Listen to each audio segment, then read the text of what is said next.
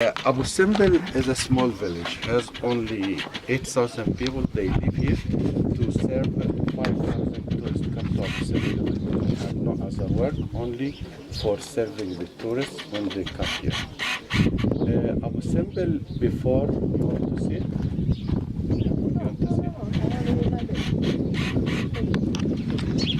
Before 1813, Abu Simbel was not known for anybody in the world, because in that time the temples were hidden when they were in their original places, and soon after abandoned them, not used anymore for praying, because the religion of Egypt changed and became Christianity.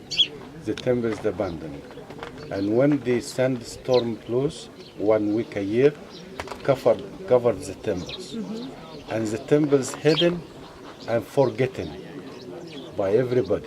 No one knows that there are temples here. 1813, there was Swiss traveler was called Borcher. He discovered the two temples in that time, and he reported about his big discovery in Europe. Since that time, Thomas Cook, the English travel agency, organized tours to come and visit Abu Simbel every day here. So we find graffiti names and dates written on the statues outside the temples or inside. All of them date back after 1813. Before that, the temples were hidden and no one knows anything about them. 1960, the Egyptian government started to construct the high dam at Aswan. And they expected that within 5 years, a very big lake is going to be formed here. So they moved about 100,000 of people. They were living here, known as Nubian people. 40% moved to Sudan, they live in Sudan now, and 60% moved to Egypt, and they became Egyptian, mixed with the Egyptian community. How far is Sudan from here? Only 75 kilometers from 75 kilometers. Yeah. The border between Egypt and Sudan.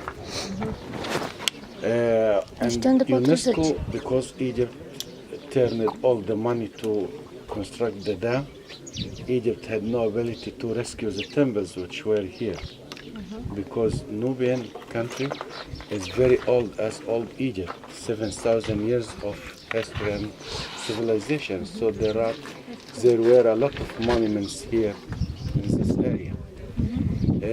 Egypt asked the international community to help us for rescue the temples. UNESCO started to rescue the temples. They started by the two temples for Abu Simbel, because these are two famous temples and tourists come from everywhere to visit them. When they started to rescue the temples, they faced two problems. First problem, how do they move a mountain like this? This problem easily solved because they made saw machines, and they cut the two mountains into 7,700 blocks. Smallest block was 1 ton weight, which was the face of the statue, not the head. Only the face. Yes, only the face. The head is 5 tons weight. This is the smallest piece, 1 ton weight, and biggest piece was 50 tons weight. So they lifted 7,700 blocks, 60 meters higher. So from this ground level to the original level over there, 60 meters. And 200 meters back from that location to this one, 200 meters, and reconstructed the two temples again as two artificial mountains. The second problem was very difficult, very complex, because twice a year, 2 days a year, when the sun rises from the mountain the other side, send the rays to the gate of the temple. Look at the gate. From the gate to the sanctuary side, 60 meters deep, 60 meters long. The temple all cut into the mountain with rooms, statues inside, pillars. So how do the sun, when the sun goes inside, there are 4 statues inside the temple. The sun goes, the statues are the statue of the god Rahurahti, the god of the rising sun, the statue of the king Ramses II, the owner of the temple, the statue of the god Ra, father of all the Egyptian gods, the statue of the god Ptah, god of the night and darkness. When the sun goes into the temple, it starts by the statue of the king Ramses II, covers the whole statue of the king Ramses II for 7 minutes, and moves to his right side to cover the god Amun-Ra for 13 minutes. And then the sun disappears. So 20 minutes only the sun inside, 7 minutes and 13 minutes. And after that the temple is done. This date is October 21st, and this was the birthday of the king Ramses II. And the sun comes again another day, which is February 21st. And this day is the coronation day of the king Ramses II. And the sun goes again, and starts by the king Ramses II to cover him for 7 minutes, and moves to his left side to cover the god Rahurahti for 13 minutes. Another 20 minutes the sun is inside the temple. So in the year, only 14 minutes, no more second, no less second, for 3,300 years ago. The sun goes inside the temple to say happy birthday to you for the king Ramses II and you. So when they started to rescue the temple, they thought a lot about this temple. Something was made 3,000 years ago, easy to be lost. Nowadays with the high technology, they started archaeologists, architects and engineers. They studied for 4 years to find solution before moving the temples. They made big mapping for the temple. They came here and they moved the map right, left, up, down, forward, back 8 times in 4 years. No way, the sun doesn't go inside the map. One of the architects thought that let's try another day. One day later, one day before, 2 days. They started by 1 day later, which was October 22nd, 1964. And when they went back here, they found the sun goes into the temple. Then they recognized that they are going to save the temple from rising water, and they are going to give the known next place to make the people happy. Because in these 2 days of the year, not less than 20,000 tourists stays the night here waiting for this phenomenon, this miracle, which was made by the ancient Egyptians. When they recognized that they are going to rescue the temples and the phenomenon going to take place, they ordered the machine to work over there to cut the mountain, and then these are the pictures that shows us dismantling the mountains into pieces and moving them and reconstructed them here once more. The whole project took 8 years, 4 years studying and 4 years carrying it out. After in 1968, the temple is inaugurated in the new site, and the tourists started to come and visit.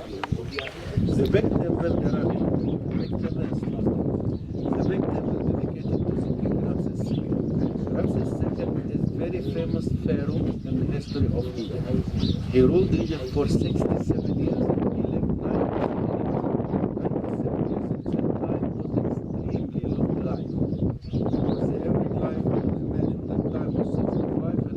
60. So 97 is a very long time. The king was emperor. He occupied a lot of countries around Egypt, and he made Egypt as empire. So Ramses II was everywhere in Egypt and outside Egypt. Cuba, where we are now, outside Egypt. It was a foreign country, but occupied by the king Ramses II. But Ramses II wanted to expand. Gods to be worshipped everywhere in the world. The king Ramses II made this temple, and he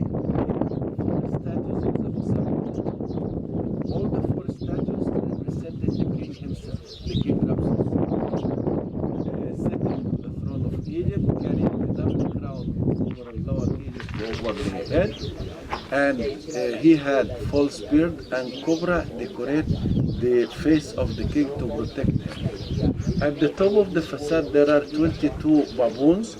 These symbolize to the god Tut, god of knowledge and wisdom.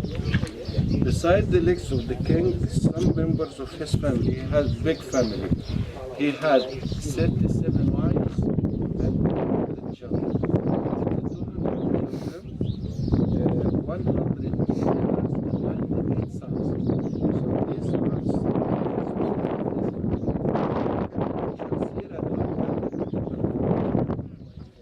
this one and this one, his wife Nefertari, whose temple is over there. This one and this one, his mother Queen Tuya. And the other smaller statues, these are some spoiled daughters of him. Spoiled because they are learned now, yes. From this gate here, we get in the hall. The hall is very big. This is the picture of the hall. The hall has 8 pillars. This is a picture of the hall. The hall had 8 pillars. The 8 pillars supported by 8 statues represented the king in a form of mummy. This is the form of the god Osiris. We saw him yesterday in Philae temple. When the king was alive and represented him in a form of mummy, he adopted the form of the god Osiris to be blessed by him in the second life. The ceiling covered by vulture. Vulture is a big bird. This bird symbolized to the goddess Nekhbet, the protective goddess of Upper Egypt. Spread the wings here to protect the king when he is going into the temple. The walls of this hall covered by military scenes, which represented a big war